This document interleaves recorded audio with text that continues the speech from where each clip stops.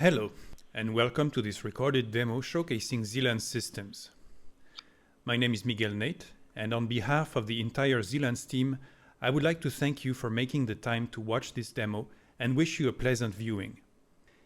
In the beginning of this presentation/demo, we will be introducing the concept of zLense and its technology, how virtual production graphics can really be brought to a new level using depth detection, before finally moving on to the demo itself, where we will be introducing you to the system's mechanics and interfaces. First, a few words about the zLense concept and technology. What exactly is zLense? Among other things, it's a new and fresh approach to virtual production. A traditional virtual production is usually layer-based, meaning that it has a foreground layer, a key and field layer, and a background layer. zLense introduces a virtual production without layers. To put it simply, thanks to depth detection, every element of the scene, including humans, become a 3D object with a shape, a volume, and a texture, making all kinds of interesting interactions with the 3D world possible. Next, I would like to define a word that is going to be said a few times during the demo, the point cloud. This is what we call the visualization of the depth map. While point cloud is a simplification of the truth, it is interesting to contemplate that development and evolution of the technology have greatly helped to reach the resolution and precision achievable today. Finally, let's take a look at the hardware part of the zLense system, the Z-Rig. Currently based on Kinect Azure technology, we are due to start testing the first prototype in October. If you are familiar with the Kinect Azure, you probably know that it relies on a USB-C connection which has about 5-meter maximum length. We have solved this problem with an accessory to the Z-Rig, a cable box. Kinect Azure connection converged to this box, which is then linked via a single cable to our sensor PC. The maximum distance between the Z-Rig and the sensor PC remains to be tested, but it should theoretically be up to 100 meters. Now that we have seen the hardware part of zLense, let's take a look at some images from the system. I would like to play a video where each and every segment showcases a feature that would otherwise be impossible, or at least very tricky, to achieve in real time without the zLense system. I will break down the video just after that, but for the time being, enjoy.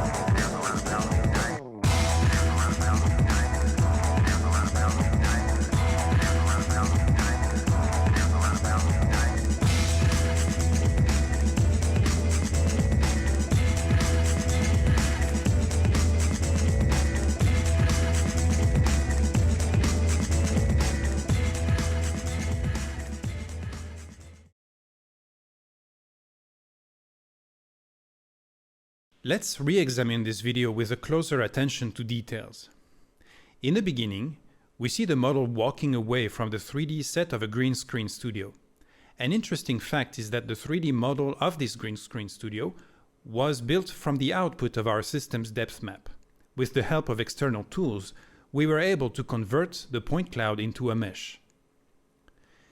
This first segment mainly focuses on virtual shadows and how they can be enhanced with depth. Let's start right away with the log step.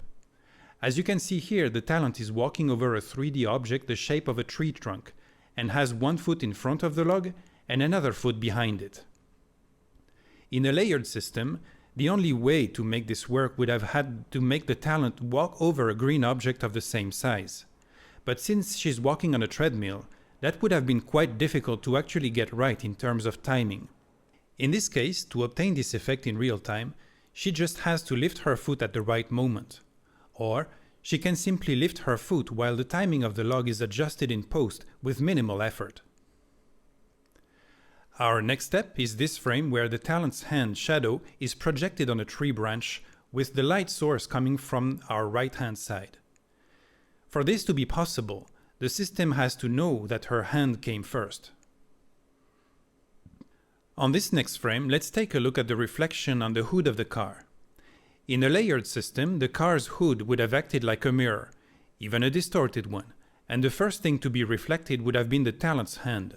However, the reflection here is clearly showing a reflection slightly sideways from the point of view of the camera. In this next shot, the talent is walking in the grass instead of floating above it. Every strand of grass knows if it is in front or behind each of her feet. This would simply not be possible in a layered system unless she's standing still or only walking sideways. This segment focuses mainly on the reflections and the refractions. This next frame is quite interesting. As you know, in a layered system it is quite hard to achieve a good reflection on the ground, especially in a tracking system where the physical camera can move.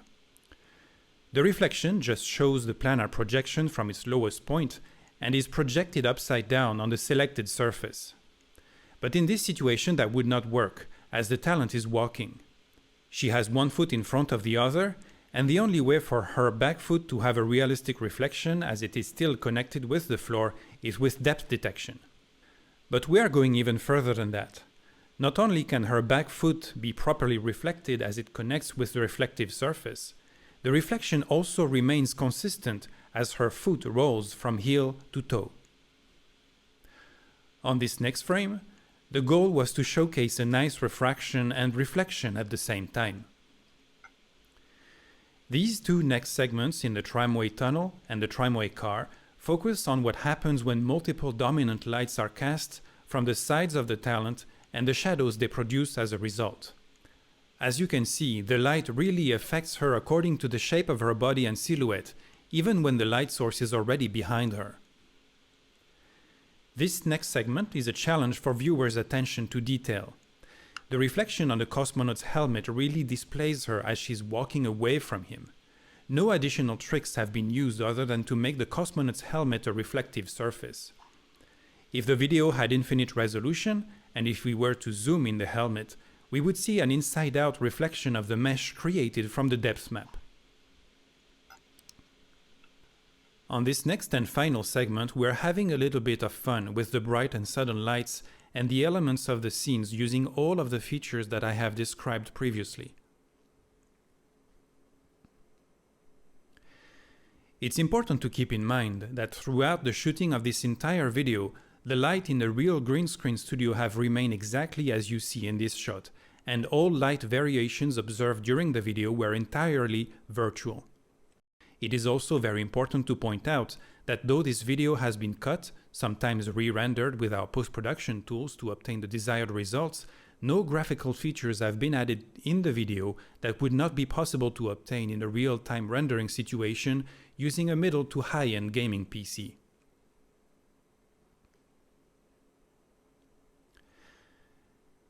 I will now step into the green screen and invite Feldhofer Gergely, chief developer and one of zLense original creator, to display and explain zLense mechanics and interfaces. All right. So in this part I will talk about how the sensors are working in zLense, what kind of operations must be done on the sensors, and how do we achieve those data points and point cloud which is needed to perform the unreal effects. So what we have is three depth cameras and those depth cameras has these images. We combine these images by doing a strict calibration on the cameras. So we will measure the exact position compared to each other. We measure the lens distortions, and we measure also the lens distortions and the position of the color camera. And here you can see the input color image. We have the calibration data for this image, and therefore we can do the exact matching of depth data and color data together based on the calibration data and the depth images. And this will be the sources of the information for the representation of this point cloud. So this is the data we can use in Unreal later. It is a point cloud representation right now. We have color data, depth data, and also skeleton data like this. So we have measuring all the limbs, also in 30 FPS as the mesh. And this whole process is supported with a camera tracking solution. Here is the camera tracking camera's view. Use markers to track the camera, which gives us a really accurate and effective camera positioning subsystem. Also, the resulting system is really easy to configure. So here you see a portion of the user interface. So you can see that right now we are using a camera in 4K mode, and this is the lens we are using right now, and you could choose another lens if you just want to change the lens on the camera. You have to have some calibration data beforehand, but after you have calibrated this camera, you just choose it and use it. Let's now have a little bit of fun on the graphics side. As you can see, the Unreal Engine is receiving the depth data in real time. I am now trying to catch this axe on the ground, wrong hand, but as you can see, my body is really arching over the axe. My hands are in front of it and my legs are behind it. Let's try this over with this stack of wood. My arms go through, but the rest of my body remains in front of it. Let's see what happens when I stand behind the car and I wave my hand over the hood. The reflection really matches my hand's position. I can even clip through in multiple places. Besides the reflection, it is interesting to note that I am not only casting a virtual shadow on the car, but also on myself. And here's what happens when I hug a tree, quite literally. As you can see, I'm casting a shadow on it and it's casting a shadow on me. And here's what my depth map looks like from an angle. In this next segment, let's have a little bit of fun with interactions. As we have mentioned before, thanks to skeleton tracking, we are able to interact with the environment in various and interesting ways. As you may have noticed, we are using the Unreal plugin Fluid Ninja, which we recently added to our toolbox. We have even gotten acquainted with its creator, as luck would have it that he lives a few blocks away from our office in Budapest. We have chosen this plugin for our interaction demo because it is ideal to showcase how localized the interactions with the environment can be. Here, I am trying to kick this sphere. Missed again. It is too far behind me, I need to be placed a little closer. Checking the direction with my foot, and it's a goal. Let's try again with the fog simulation.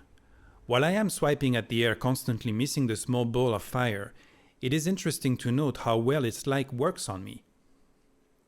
Here I finally got it, and the scene's light is suddenly completely different. Let's take a last look at the real lighting situation in our studio in order to see how different they can be. Once again, the lighting environment in our studio has not changed at all during the entire demo. And this concludes the live graphics part of the demo. For the last part, Norbert Comenzi, senior developer and one of zLense original creators, will come and operate the post-production tools. This part is dedicated to the presentation of our post-production tools called zRec. zLense's strength lies not only in its ability to process depth data and apply them to graphics in real time, but also in its ability to record depth data, then encapsulating them into one single reusable file, the zRec file. A zRec file is a new video format created by zLense, where not only the video data but also the camera tracking data and of course the depth data are encapsulated. This zREC file can be then reused in post and be made to interact with the 3D scene exactly as if the talent was still present in the studio. Let's now load the zREC file by drag and dropping it in the Unreal Engine zLense plugin. We now have a zREC file loaded inside our scene. In this case, since this is the recording of a talent walking on a treadmill, it will appear in the scene as a long, shaft-like object, which means that the speed of the treadmill was also encapsulated in the zREC file for more convenience. Which brings me to perhaps another advantage of the zREC file. Any data reusable in post-production can be encapsulated on top of the three basic informations, which are the image data, the track data, and the depth data. Let's push play and check that our talent is positioned correctly. We are now using the advanced compositing mode, which means that all details are visible, including the talent's hair. The talent is correctly positioned on the ground. Everything seems correct. We can now revert back to the simple mesh mode in order to work on the scene without drawing too much GPU power. Immediately we can notice that the details of our talent around the edges and especially her hair are not visible anymore. That will allow us to work more freely on the scene. The first step is going to be setting up the timing and positioning of the 3D elements we want her to interact with, or in this case, to step over.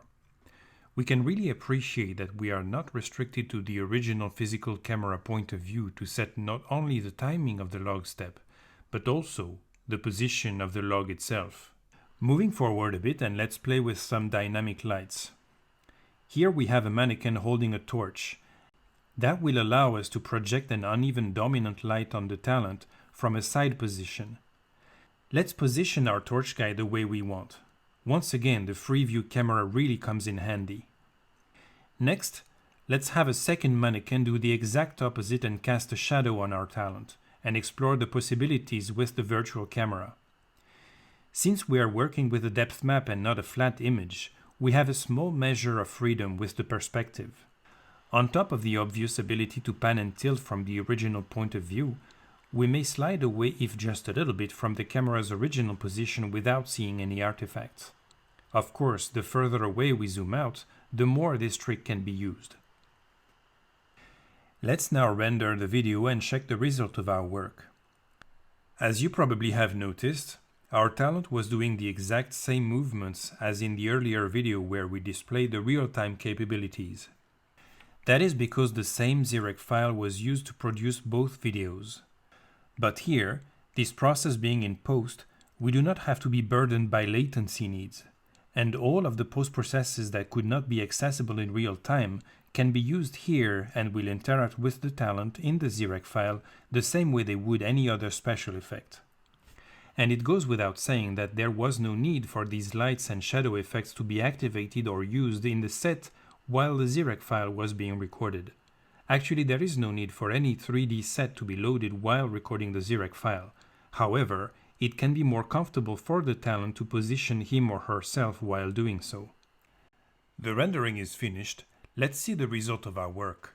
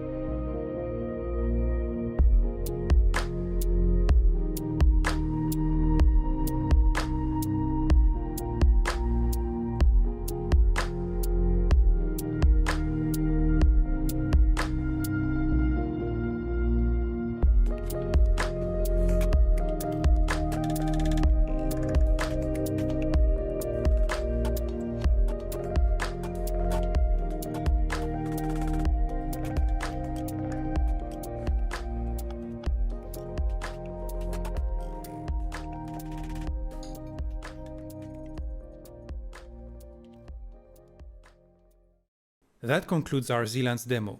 We hope you have liked what you have seen, and once again we thank you for taking the time. If you have any questions, please do not hesitate to contact us.